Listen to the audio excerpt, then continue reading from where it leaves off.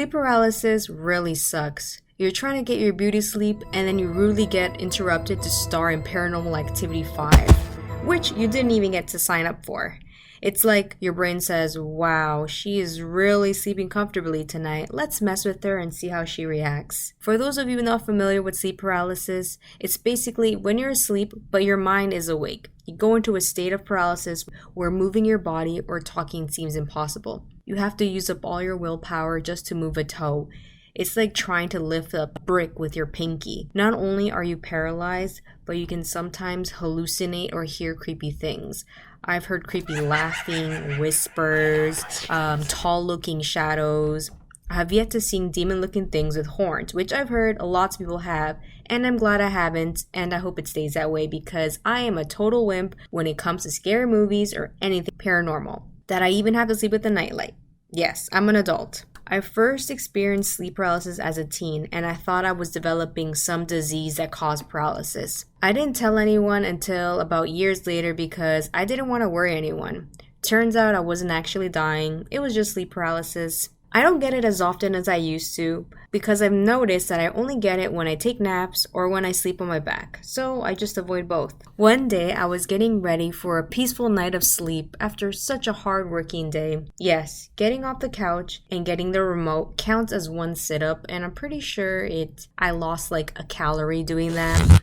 And that night, I decided to sleep on my back because what are the odds of me getting sleep paralysis after this one-time occurrence, right? It's one time. So I decided to take my chances.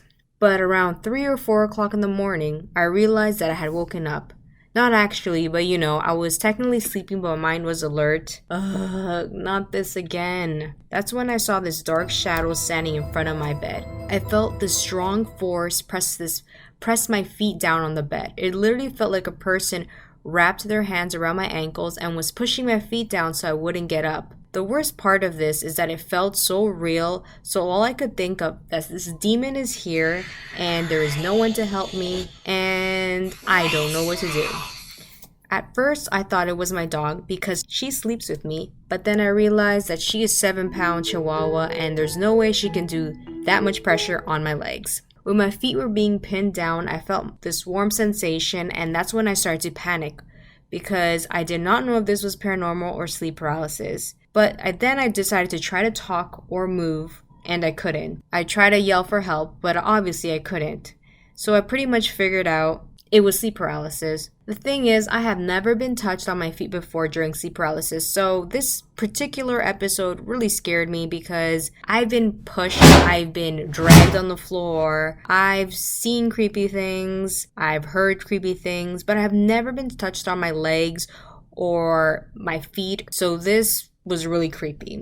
So what I did was I just started praying and it pretty much went away. As soon as I started praying, I stopped feeling the sensation in my feet, and I started doing this a couple of years ago and it seems to work for me, so I just continue doing it whenever I get really freaked out during my episodes. So this lasted about 3 minutes or so, but anybody who's had sleep paralysis before knows that this feels like an eternity. When I finally got control of my body, my heart was beating so fast because I did not know if this was paranormal or if this was actually sleep paralysis. I mean, I know it was sleep paralysis because my dog was not barking, and I know that I have a big feeling that dogs do have a sixth sense and they know when there's like a presence in the room, and she did not react to it at all. So that kind of kept me calm that she didn't really react to the situation. But anyways, I still went to the bathroom to check to see if I had any marks on my legs because better safe than sorry.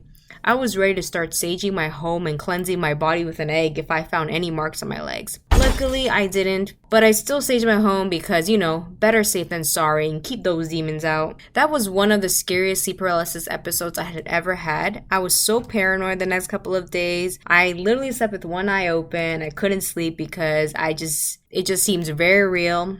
But, I eventually got over it. I'm still recovering. Thanks for asking. Isn't it crazy how minds are this creative during a sleep paralysis episode? Like, our minds just go wild and imagine such crazy things that we can write a whole entire script on our experience. But when it comes to writing a paragraph at school, like our minds go blank. The worst part of sleep paralysis is that those 2 to 3 minutes of being paralyzed feels like an eternity. If you never experienced sleep paralysis, consider yourself lucky because it really sucks, especially when you get sleep paralysis and you get it more than once in one night. Like you get up, you get sleep paralysis, you finally get yourself to wake up, and then you decide to sleep on your stomach so you won't get it again, but you end up getting it anyways, and then it could happen for more than once in one night. I think those are the worst moments. But anyways, thanks for watching. Please subscribe down below if you want to hear more stories like this.